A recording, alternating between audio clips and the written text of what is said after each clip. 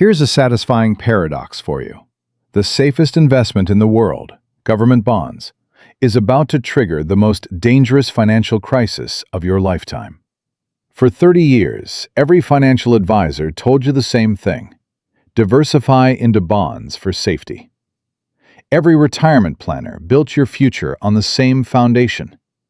And every single one of them missed what was quietly building in Tokyo. This isn't another fear-mongering headline about market crashes. This is the systematic anatomy of how a single number in Japan, 3.9%, is about to rewrite everything you thought you knew about portfolio protection. To understand why your retirement is now on a 90-day countdown, we need to start with a phone call that never should have happened. On January 20th, 2026, at 3:47 a.m. Eastern Time, a secure line connected the U.S. Federal Reserve to the Bank of Japan. What was said on that call remains classified, but what happened next was visible to anyone watching currency markets. The United States Federal Reserve intervened directly to prop up a foreign country's currency. Let that image settle in your mind for a moment. American resources being deployed not to save American banks, not to protect American jobs, but to prevent the Japanese yen from collapsing in a way that would have ricocheted back and destroyed American portfolios within days. This isn't routine cooperation between central banks. This is the financial equivalent of calling in air support because the ground troops are about to be overrun. Kenji Watanabe still remembers the exact moment he realized the system was breaking. At 62 years old, after 4 decades managing pension assets for Nippon Life Insurance, he had seen market turbulence before. The 1990 crash, the 2008 crisis, COVID. But standing in his Tokyo office that January morning, watching the 30-year Japanese government bond yield spike to 3.9% on his Bloomberg terminal, his hands began to shake. Not from fear of losing money, from the knowledge of what he would now be forced to do. Sell. Sell American treasuries. Sell American stocks. Sell everything his institution had accumulated over 3 decades. Not because he wanted to, because the math no longer worked. His firm held $47 billion in U.S. assets, and every single position was about to become a liability. Here's the number that should make your blood run cold. 3.9%. That's what Japanese 30-year government bonds are now yielding.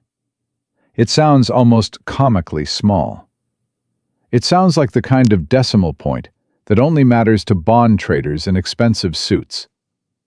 But that 3.9% is the highest yield these securities have ever seen since they were created in the 1990s.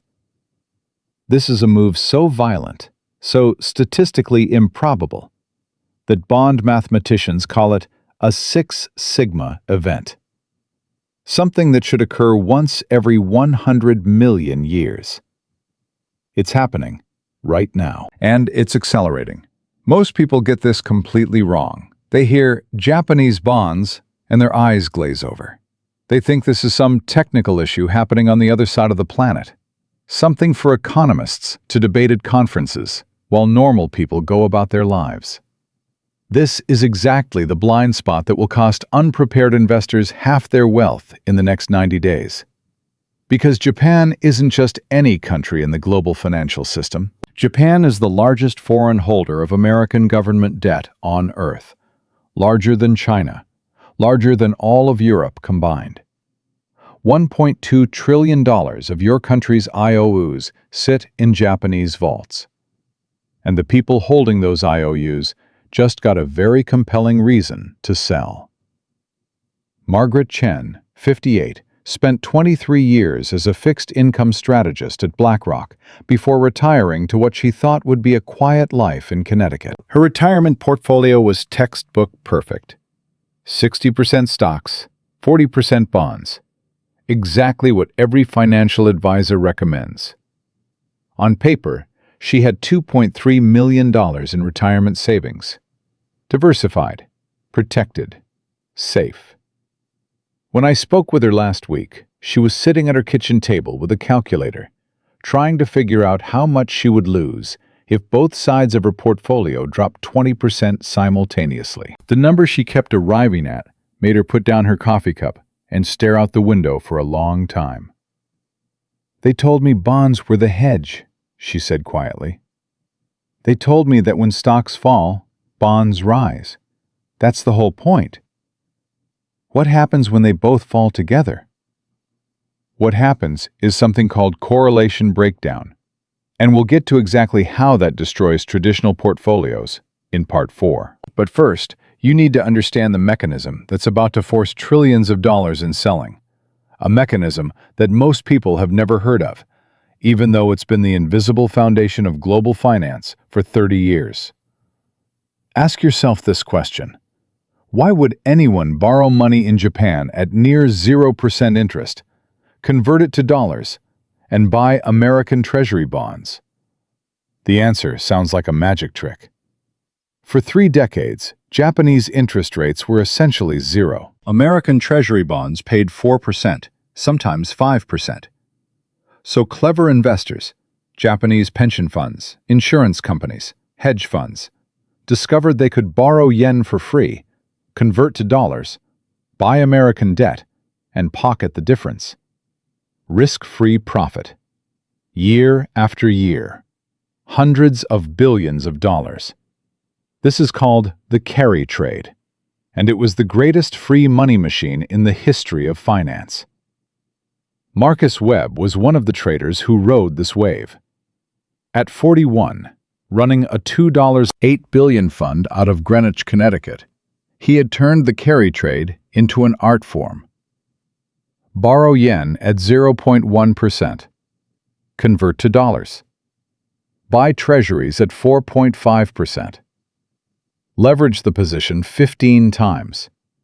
Collect returns that made his investors weep with joy.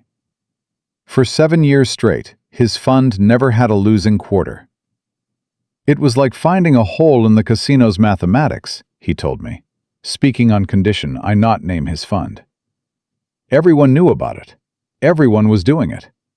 We just did it bigger." Last August, when the Bank of Japan surprised markets with a small rate hike, Marcus watched $340 million of his fund's value evaporate in 72 hours. That was just a preview, a tremor before the earthquake. Here's the question no one in financial media is asking. If Japanese bonds now yield 3.7%, why would any rational Japanese investor take currency risk to earn 4.8% in America? They wouldn't. And that's the death sentence for $20 trillion in leveraged positions. The number isn't a typo. Major banks estimate the total carry trade exposure, including hedge fund leverage, sits between $15 trillion and $20 trillion in notional value. These positions are now underwater.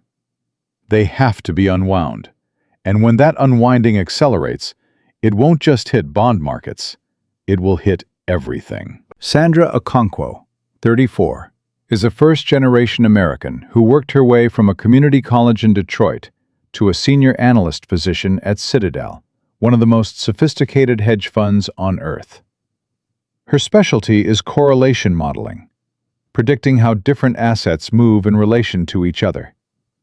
2 weeks ago, her models started showing something that kept her at her desk until 3 a.m., running the numbers again and again, hoping she had made an error.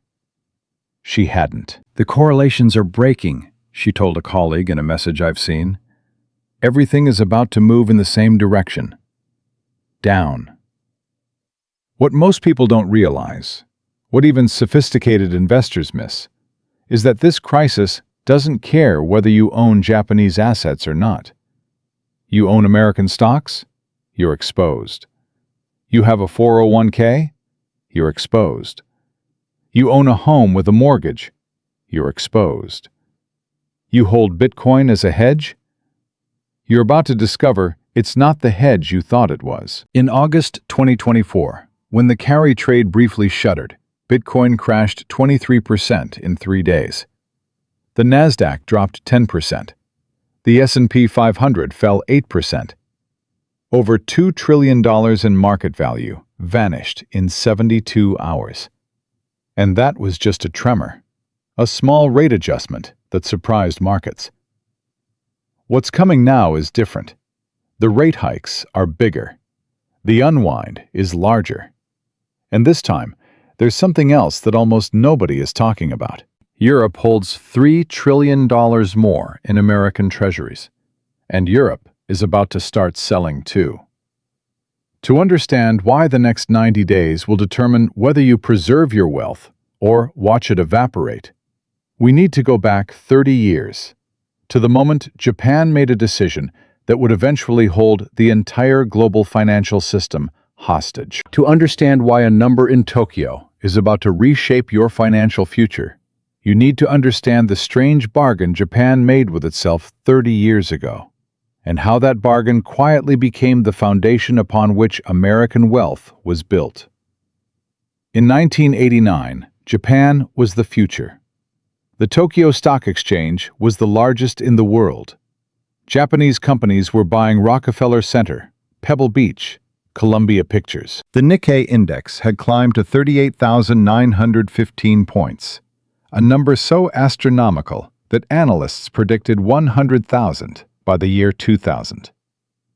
Japanese real estate was so valuable that the land beneath the Imperial Palace in Tokyo was theoretically worth more than all of California. Then the bubble burst. And what happened next created the financial architecture that now holds your retirement hostage. Imagine you bought a house for $1 million in 1989, and by 1992, that house was worth $400,000. Your mortgage was still $1 million. Your salary wasn't going up. You couldn't sell because you'd owe more than you'd get. So you just stopped spending. You paid down debt. You saved every yen. You waited for prices to recover. Now imagine an entire nation of 125 million people doing this simultaneously for 30 years. This is what economists call a balance sheet recession. And Japan's response to it created the most unusual monetary experiment in modern history. Hiroshi Tanaka was 31 years old when the bubble burst. A mid-level manager at Sumitomo Bank, he watched the balance sheet of his institution transform from fortress to ruin in less than 2 years. Bad loans, failed real estate projects, corporate clients unable to repay. By 1995, he had been promoted, not because of success, but because so many senior managers had been quietly let go. His job became something no banking textbook had prepared him for: managing decline. "We stopped lending to grow businesses," he told me. "We started lending just to keep zombie companies alive, because if they died, our losses would become real. As long as they survived on paper, we survived on paper." He is 66 now. The zombie companies he kept alive in 1995 are still being kept alive today.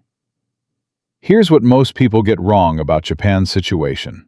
They think of it as a failure, a cautionary tale of what happens when a bubble pops. But from a certain angle, Japan's response was brilliantly successful. No mass unemployment, no social collapse, no political revolution. The population aged peacefully. Living standards remained high. The trade-off was simple. In exchange for stability, Japan sacrificed growth. Permanently. The mechanism that made this possible was elegant in its simplicity. The Bank of Japan pushed interest rates to zero and kept them there for 3 decades. When zero wasn't enough, they went negative. When negative wasn't enough, they invented something called yield curve control, a promise to buy unlimited quantities of government bonds to keep long-term rates artificially suppressed. Think of it like this. Imagine you're selling your house, but no buyers appear at your asking price. So your rich uncle offers to buy it himself at whatever price you want. You're not really selling to a market anymore. You're selling to someone who will pay whatever you ask because he has unlimited money and he's family. That uncle was the Bank of Japan. The house was Japanese government debt, and the price was interest rates. By 2023, the Bank of Japan owned more than half of all Japanese government bonds in existence. They had become the market. And because they could print unlimited yen to buy unlimited bonds, interest rates stayed exactly where they wanted them, near zero. Yuki Hashimoto, 45, manages fixed income strategy for the Government Pension Investment Fund, the largest pension fund on Earth, with $1.4 trillion in assets. She describes the environment she grew up in professionally as a world without interest rates. Every model she learned, every strategy she developed, every assumption she made about portfolio construction was built on one foundation. Japanese money would always be essentially free. We didn't think about rate risk, she admits now. It was like asking a fish to think about water. Now here's where this connects to your American portfolio. When money is free in Japan and expensive in America, a very obvious opportunity emerges. You can visualize it as two bathtubs connected by a pipe. One bathtub, Japan, is overflowing with cheap water. The other bathtub, America, has a drain that pays you 4% to 5% interest for every gallon you pour in. What would any rational person do?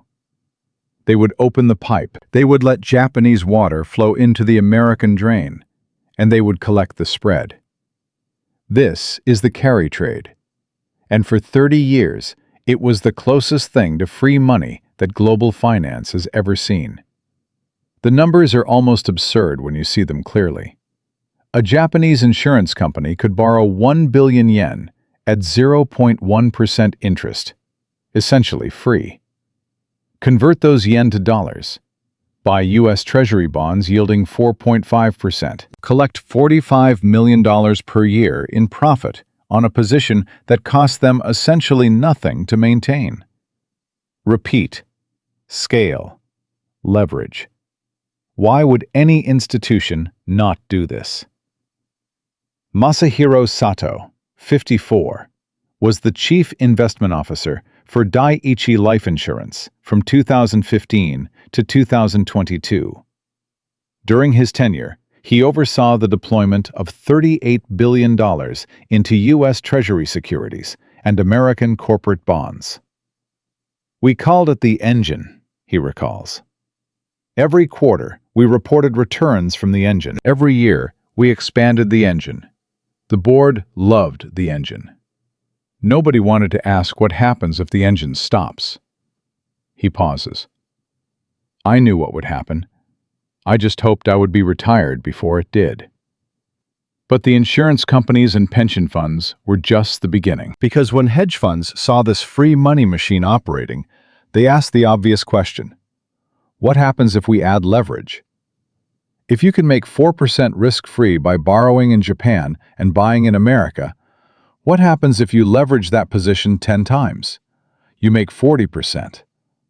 What if you leverage it 20 times? 80%. What if you leverage it further and add option strategies? The returns become astronomical. Remember Marcus Webb from Part 1, the Greenwich trader who turned this into an art form? He was one of thousands. Nobody knows the exact number of leveraged carry trade positions because hedge funds don't publicly report their holdings. But estimates from Bank of America, Goldman Sachs, and J.P. Morgan converge on a range that should terrify anyone paying attention. $15 trillion to $20 trillion in notional exposure. Let me put that in perspective. That's roughly equivalent to the entire annual GDP of the United States. It's more than the total market capitalization of every company listed on the Tokyo Stock Exchange. It's a sum so large, that if it unwinds violently, there isn't enough liquidity in global markets to absorb the selling. And here's the contrarian truth that challenges everything you've been told about modern finance. This wasn't a bug in the system. It was a feature. American policymakers knew Japanese money was flowing into treasury bonds. They welcomed it. It kept U.S. borrowing costs low. It funded deficits without painful tax increases. It allowed Americans to buy homes at mortgage rates that would have been impossible without foreign demand for U.S. debt. The entire structure of American prosperity for the past 2 decades has been quietly subsidized by Japanese institutions borrowing for free and lending to America for profit. It was a beautiful machine, and like all beautiful machines, it had a single point of failure. The machine worked only as long as Japanese interest rates stayed near zero, only as long as the Bank of Japan kept buying bonds, only as long as the spread between Japanese and American rates remained wide enough to justify the currency risk. In December 2024, the Bank of Japan raised rates to 0.5%. In December 2025, they raised again to 0.75% and abandoned yield curve control entirely. They stopped being the buyer of last resort, and Japanese bond yields, freed from artificial suppression for the first time in a generation, exploded upward. Yuki Hashimoto, the pension fund manager who grew up in a world without interest rates, watched the 30-year yield cross 3% in January 2026. She had spent 20 years building models that assumed this could never happen. Now she sat in her Tokyo office recalculating what it meant for the $47 billion in U.S. assets her fund held. The same assets that Kenji Watanabe at Nippon Life was now being forced to sell. The fish was suddenly very aware of the water. Here's the question you should be asking. Why now? Why would the Bank of Japan abandon a policy that had kept their economy stable for 30 years? The answer involves something that happened 8,000 miles away. And it explains why this crisis won't stay contained in Tokyo. The answer to why Japan abandoned 3 decades of monetary policy lies not in Tokyo, but in Washington. And when you understand what actually happened, you'll realize this crisis was not an accident, it was a choice. In October 2023, U.S. inflation had proven far more stubborn than the Federal Reserve predicted. Interest rates in America climbed to 5.5%, the highest in over 2 decades. The dollar strengthened against virtually every currency on Earth, and the Japanese yen began to collapse. Picture a chart showing the dollar-yen exchange rate. A line that had traded in a stable range for years, suddenly plunging like a stone dropped from a bridge. In 2021, $1 bought 110 yen. By October 2023, $1 bought 150 yen. By July 2024, it crossed 160. The yen had lost nearly a third of its value against the dollar in 3 years. For ordinary Japanese citizens, this was catastrophic. Japan imports almost all of its energy, most of its food, and a significant portion of its manufactured goods. A weaker yen meant higher prices for everything. Inflation in Japan, a country that had experienced almost none for 30 years, suddenly spiked to levels that made households panic. The cost of imported beef doubled. Electricity bills soared. The price of a simple bowl of ramen in Tokyo increased by 40%. Keiko Yamamoto, 67, had retired from her job as a nurse in Osaka with what she believed was a comfortable pension. She had done the math carefully. Her savings, plus her government pension, would allow her to live modestly but peacefully for the rest of her life. Then, the yen collapsed. "I watched my purchasing power disappear," she told a Japanese newspaper in November 2024. "The numbers in my bank account stayed the same, But what those numbers could buy got smaller every month. I started eating one meal a day. Not because I couldn't afford two, because I was afraid of what tomorrow would cost. Multiply Keiko's story by millions. That's what forced the Bank of Japan's hand. Here's what most people get wrong about the Bank of Japan's decision to raise rates. The financial media presented it as a confident policy choice, a sign that Japan's economy had finally healed enough to normalize. Central bankers gave measured speeches about achieving sustainable inflation targets and entering a new phase of monetary policy. The official story was progress, recovery, success. The reality was surrender. The Bank of Japan did not raise rates because they wanted to. They raised rates because they had no choice. The yen was collapsing. Their population was suffering. And the alternative, continuing to suppress rates while the currency fell further, would have triggered a political crisis that no amount of monetary policy could contain. But here's the twist that should make you sit forward in your chair. The very act of saving the yen guaranteed the destruction of the carry trade. And the people who designed this system knew it would eventually happen. They just assumed it wouldn't happen on their watch. Remember Masahiro Sato, the Dai-ichi Life executive, who called the carry trade the engine and hoped he'd be retired before it stopped? He was not unique. Across Japanese institutions, across American hedge funds, across the entire global financial system, professionals built careers on a trade they knew was mathematically unsustainable. They collected bonuses. They earned promotions.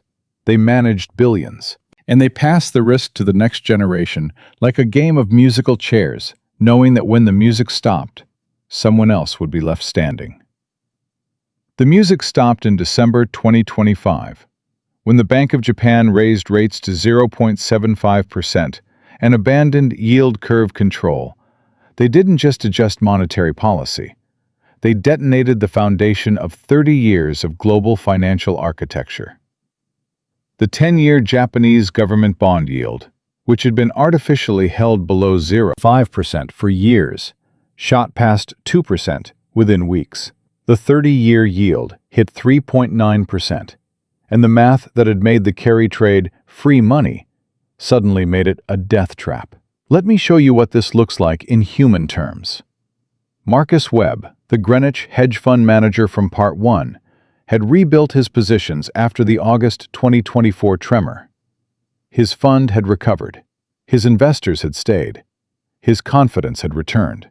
On January 21, 2026, the morning after Japan's bond yield spiked, he arrived at his office at 5:30 a.m. to find 17 margin calls waiting. His prime broker wanted $890 million in additional collateral by end of day. He didn't have it. Nobody has that kind of liquidity sitting idle. By 4 p.m., his fund had liquidated 60% of its positions, not because he wanted to sell, but because his creditors forced him to sell. "We dumped everything that had a bid," he told me later. Apple, Microsoft, Treasury bonds, Bitcoin. We weren't making investment decisions. We were making survival decisions. But Marcus Webb had options. He could close his fund and walk away wealthy. He could take a job at another firm. He could recover. Now let me tell you about someone who can't recover. David and Patricia Holloway are both 64 years old. They live in suburban Phoenix.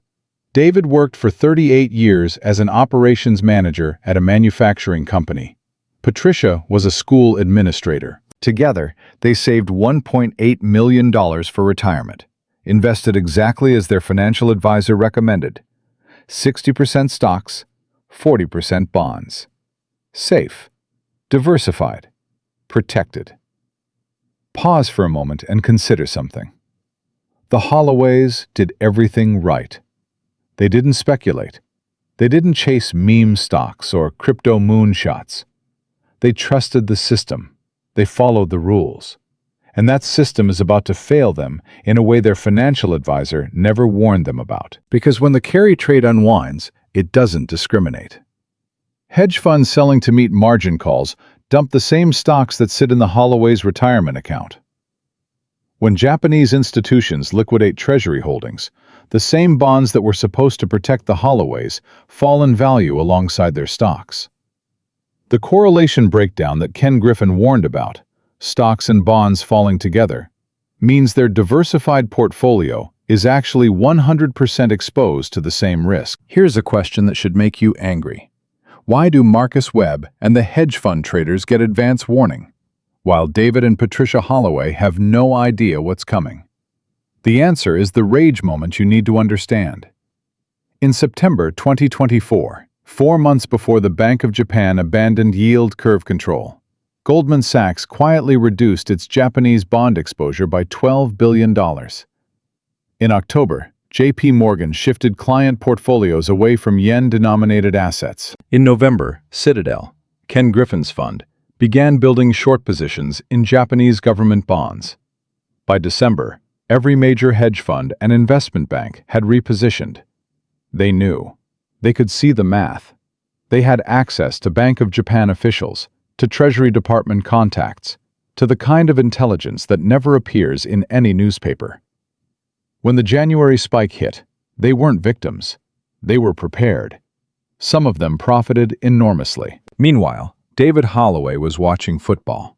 Patricia was planning their granddaughter's birthday party. Their financial advisors sent them a holiday card in December with a message about staying the course and long-term thinking. Nobody told them that the foundation of their retirement was about to crack. Nobody mentioned that the same institutions managing their money were quietly exiting positions. Nobody explained that diversification doesn't work when the entire system breaks at once. This is not a market functioning as intended. This is a wealth transfer from people who follow the rules to people who make the rules. Yuki Hashimoto, the Japanese pension fund manager who realized she was a fish becoming aware of water, told me something in our conversation that I haven't stopped thinking about. The system worked, she said. For 30 years, it transferred wealth from future generations to present generations, from ordinary savers to sophisticated traders, from people who trusted institutions to people who controlled institutions. And now the bill is coming due. But the people who built this system will not be the ones who pay. And here's the second twist that the financial media refuses to discuss. This is just the first wave. Remember the $1.2 trillion in Japanese treasury holdings? That's significant. But Europe holds $3 trillion more. And Europe is broke. European governments are facing enormous pressure to increase defense spending, 3% to 4% of GDP, because of the war in Ukraine and demands from Washington. They don't have the money. Their economies are stagnant, their populations are aging, and their most liquid asset, the easiest thing to sell quickly, is American Treasury bonds.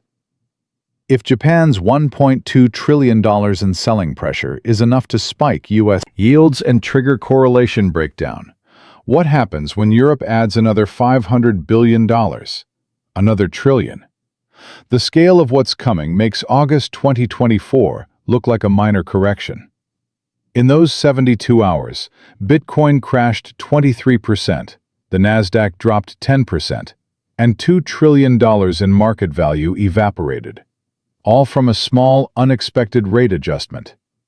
What's happening now is larger, more telegraphed to those with access, and completely invisible to ordinary investors checking their 401k balance on a phone app. But here's what should truly terrify you. We haven't even discussed what happens when the Federal Reserve is forced to choose between two catastrophic options. The Treasury Secretary's response at Davos, hoping that Japan would say things to calm markets, revealed something important. The adults in the room have no plan. They have hope. They have phone calls. They have the ability to intervene temporarily in currency markets, as they did in January. But they cannot stop the underlying math. They cannot make the carry trade profitable again. They cannot force Japanese institutions to keep holding American debt that no longer makes financial sense. And when hope runs out, when words stop calming markets, the Federal Reserve will face a choice that will determine whether your portfolio survives the next 90 days. That choice, and why both options are catastrophic for ordinary investors, is where this crisis transforms from financial news into economic history. The cruelest part of what's coming isn't the crash, it's the slow bleed that follows. We've been conditioned by Hollywood and financial media to imagine economic crises as dramatic events.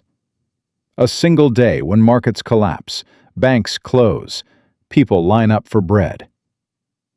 The reality is far more insidious.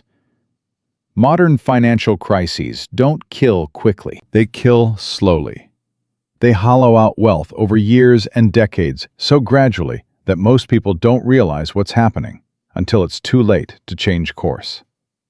To understand what the next 10 years will look like for American portfolios, we need to examine what happened in a country that already lived through a version of this crisis. Not Japan's slow decline, but something faster, more violent, and more instructive. In September 2022, the United Kingdom elected Liz Truss as Prime Minister. Her government announced a budget that markets didn't believe: tax cuts without spending reductions, borrowing without credibility. Within 72 hours, British government bonds collapsed. The pound fell to its lowest level against the dollar in history. And something happened that most people have already forgotten.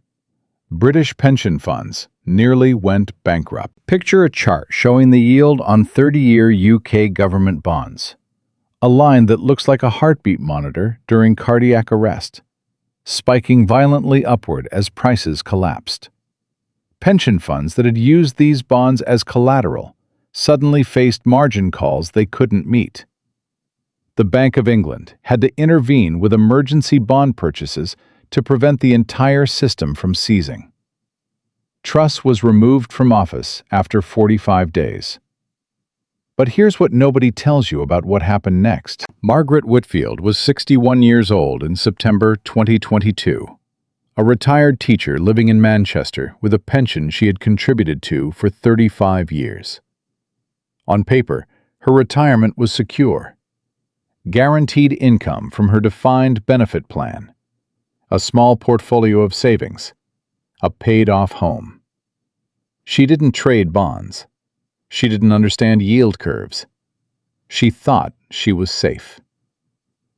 2 years later, her pension fund announced it was reducing benefits by 15% due to losses incurred during the gilt crisis. Her local council raised property taxes to cover municipal pension shortfalls. The value of her home, which she had planned to sell to fund her later years, dropped 12% as mortgage rates doubled. By 2024, Margaret's effective retirement income had declined by nearly 30%. Not through any decision she made, but through decisions made by traders in London and policymakers in Westminster. Now let me show you the other side of that same crisis. Sebastian Price was 38 in September 2022, a portfolio manager at a London hedge fund specializing in fixed income arbitrage. When Truss announced her budget, Sebastian's models immediately flagged the gilt market as mispriced. Within hours, his fund had built a massive short position against UK government bonds. Over the next 3 weeks, as pension funds were forced to liquidate and the Bank of England scrambled to restore order, Sebastian's fund generated $340 million in profit. His personal bonus that year was $12 million. He bought a home in the Cotswolds with cash. Same crisis, same 3 weeks. One person's retirement was permanently diminished. Another person bought a country estate. This is not a market functioning as designed. This is a wealth transfer mechanism operating exactly as the people who built it intended. What most people get wrong about the coming decade is that they imagine recovery. They assume this crisis will be like 2008, painful but temporary, followed by a long bull market that makes everyone whole again. They believe the Federal Reserve will intervene, print money, support markets, and restore normalcy. Here's the contrarian truth. The tools that worked in 2008 and 2020 will make this crisis worse. When the Fed printed trillions to save markets in 2020, inflation was dormant. They could create money without immediate consequences. That's no longer true. Inflation is sticky, embedded in the economy, and any return to massive money printing will spike prices further. The Fed faces an impossible choice: let markets crash to control inflation, or save markets and let inflation destroy purchasing power. Both options devastate ordinary investors. Neither option affects the wealthy. Let me show you what the next decade looks like for two families making different choices today. David and Patricia Holloway, the Phoenix couple from Part 3, with their $1.8 million retirement portfolio, will wake up on January 1st, 2027, to discover their portfolio has declined to $1.3 million. Not catastrophic, they'll tell themselves. Markets fluctuate. We'll wait it out. By 2029, after 2 more years of elevated interest rates, correlation breakdowns, and continued foreign selling of treasury bonds, their portfolio will sit at $1.1 million. Their financial advisor will tell them to stay the course. Long-term thinking. Don't panic. By 2034, when David is 72 and Patricia is 71, their portfolio will have partially recovered to $1.4 million, still below where they started. But inflation will have increased their cost of living by 35%. Their effective wealth, measured in what they can actually buy, will have declined by nearly half. They will sell their home and move to a smaller apartment. They will not travel. They will not help their grandchildren with college. They will spend their final years in quiet, dignified decline, wondering what they did wrong, never understanding that they did nothing wrong. They simply trusted a system designed to fail them. Now contrast this with someone who understood what was happening. Sandra Okonkwo, the Citadel analyst from Part 1, whose correlation models showed her what was coming, will make different choices. In February 2026, she will quietly shift her personal portfolio away from the traditional 60-40 allocation that everyone recommends. She will move 30% into short-term treasury bills, avoiding the duration risk that destroys long-term bonds. She will allocate 25% to commodity producers and energy companies, sectors that benefit from inflation and maintain pricing power. She will put 15% into physical gold and gold mining stocks. She will keep 20% in quality technology companies with fortress balance sheets. And she will maintain 10% in Bitcoin, not as speculation, but as an uncorrelated asset outside the traditional system. By 2034, Sandra's portfolio will have grown from $800,000 to $1.9 million. Not because she got lucky, but because she understood the mechanism. While the Holloways watched their wealth erode, Sandra watched hers compound. The same decade, the same economy, radically different outcomes determined by access to information that one family had and the other didn't. Here's the question that should haunt you. Why did Sandra know what was coming when David and Patricia didn't? The answer is the great unspoken truth of modern finance. Information flows downhill, slowly. By the time warnings reach ordinary investors through mainstream media and financial advisors, sophisticated money has already repositioned. The August 2024 crash that we discussed in Part 1 was visible to hedge funds weeks before it happened. They were prepared. Retail investors checking their phone apps were blindsided. But here's an unexpected twist that offers a sliver of hope. The mechanism that creates this inequality is the same mechanism that allows you to protect yourself if you understand it in time. Remember Kenji Watanabe, the 62-year-old pension fund manager from Part 1, whose hands shook when he saw the 30-year yield hit 3.9%? He's being forced to sell American assets.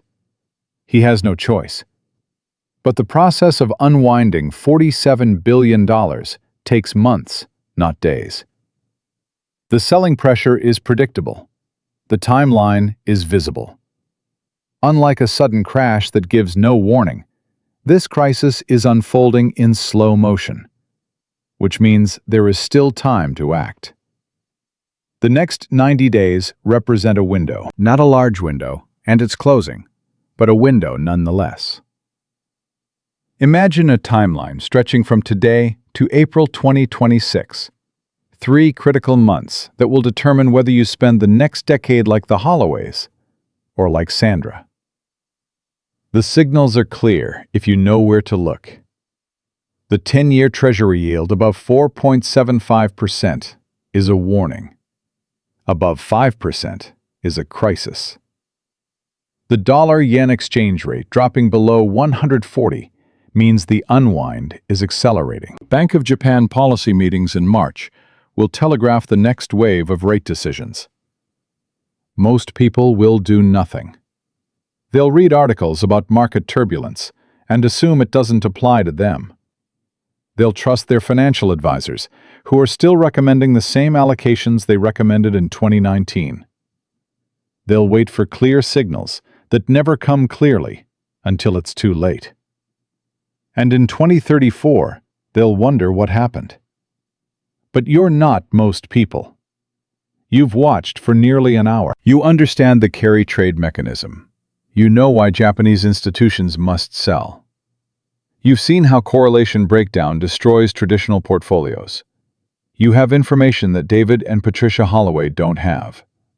The only question remaining is what you're going to do with it. Because knowing this information means nothing if you don't act. And the specific actions that protect wealth in this environment, what to buy, what to sell, what to watch, and when to move, require understanding one final piece of the puzzle. What happens when the Federal Reserve is forced to choose between saving the bond market and saving the dollar? That choice is coming faster than anyone in Washington wants to admit. And the answer will determine everything.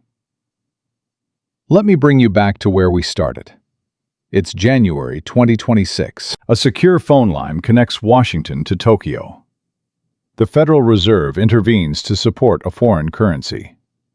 And somewhere in suburban Phoenix, David Holloway is watching football, completely unaware that the retirement he spent 38 years building is about to be restructured without his consent. We've spent nearly an hour together examining the mechanism behind what's happening. The 30-year carry trade, the $20 trillion in leveraged positions, the correlation breakdown that transforms diversified portfolios into concentrated risk, the impossible choice facing the Federal Reserve. None of this is conspiracy. None of this is prediction. This is simply how the system was designed, operating exactly as intended, producing exactly the outcomes it was built to produce. But before we part ways, I want to revisit the people whose stories have guided us through this analysis. Because understanding mechanisms is important, but understanding what those mechanisms do to human lives is essential. Kenji Watanabe, the 62-year-old pension fund manager, whose hands shook when he saw the 30-year yield spike, made a decision in the weeks following January 20th. He could have delayed. He could have hoped for yields to fall back. Instead, he began the orderly liquidation of his fund's American holdings.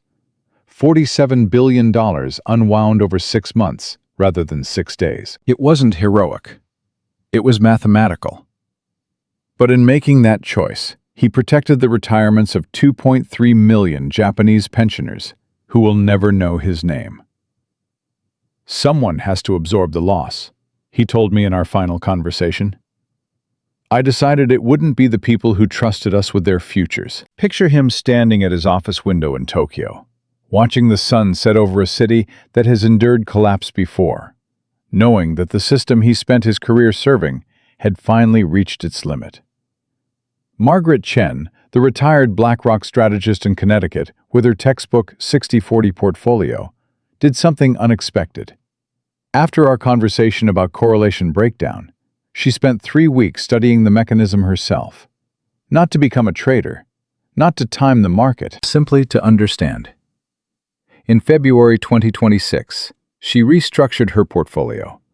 Not dramatically, not recklessly, but thoughtfully. She reduced duration risk.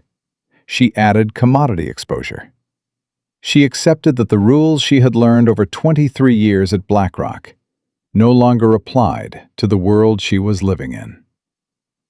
"I'm not trying to get rich," she told me. "I'm trying to not get poor. There's a difference." And Marcus Webb, the Greenwich hedge fund manager who watched $340 million evaporate in August 2024 and then rebuilt, only to face 17 margin calls on January 21st. His fund survived. Barely. He liquidated 60% of positions, took massive losses, and spent the following months explaining to investors why their returns had evaporated. But here's the twist you might not expect. Marcus is done. Not bankrupt, he's still wealthy by any normal standard. But done with the game. "I spent 15 years exploiting a mechanism I knew was broken," he admitted to me. "I told myself I was just playing by the rules. But I helped build a system that was always going to hurt regular people when it unwound. I don't want to do that anymore." He's starting a financial literacy nonprofit. Whether that's redemption or penance, I'll leave for you to decide. What pattern emerges when you look at all these stories together? The people who understood the mechanism, whether they profited from it or simply protected themselves, had one thing in common. They didn't wait for permission. They didn't trust that institutions would protect them. They took responsibility for understanding how the system actually worked, not how it was supposed to work. And they made decisions based on that understanding. This brings me to something important. I've deliberately avoided telling you what to do with your money. That's not my role, and anyone who claims to know exactly how this crisis will unfold is either lying or deluded. Markets are complex. Timing is impossible. Predictions are performances. But I can offer you a framework, not for making money, but for thinking clearly when everyone around you is either panicking or pretending nothing is wrong. 3 questions to ask yourself. First, do I understand where my money actually is and what assumptions my portfolio is built on? Most people couldn't answer this question honestly. Their retirement sits in target date funds chosen by default, built on correlation assumptions that may no longer hold. Second, if both my stocks and bonds declined 25% simultaneously, what would my life look like in 5 years? This isn't fear-mongering. This is the scenario that correlation breakdown produces. If you've never visualized it, you're not prepared for it. Third, am I making decisions based on how I wish the world worked or how it actually works? The carry trade worked for 30 years. The 60/40 portfolio worked for 40 years.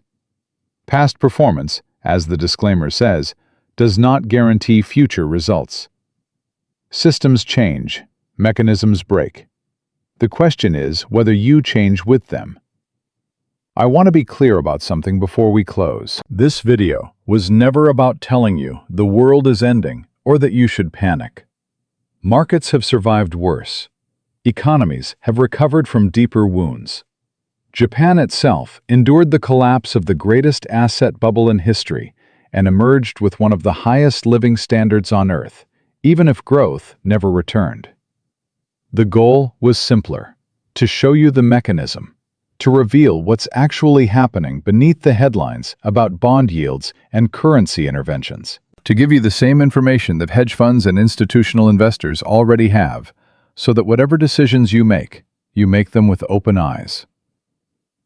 Remember Yuki Hashimoto, the Japanese pension fund manager who described herself as a fish becoming aware of water?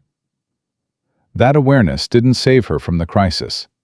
It didn't make the losses disappear, but it allowed her to act with intention rather than confusion. It allowed her to protect what could be protected and accept what couldn't be changed. That's not nothing. In a world where most people are swept along by forces they don't understand, simply understanding is a form of power. The Federal Reserve will make its choice in the coming months. They'll either let markets fall to preserve the dollar's purchasing power, or they'll print money to save markets and let inflation accelerate. Both paths lead to wealth destruction for unprepared investors. Both paths create opportunities for those who see clearly. The mechanism doesn't care about fairness. It only cares about math. Hope is not a strategy. Math always wins. And here's the final truth that took me years to understand. The signature of everything we've discussed. Financial crises don't destroy wealth. They reveal where wealth was never real to begin with, and transfer the rest to those who understood the mechanism before it broke. The $20 trillion carry trade unwind isn't the crisis. It's the revelation. What it reveals about your portfolio is still being written, and you have exactly 90 days to decide whether you're reading that story or writing it.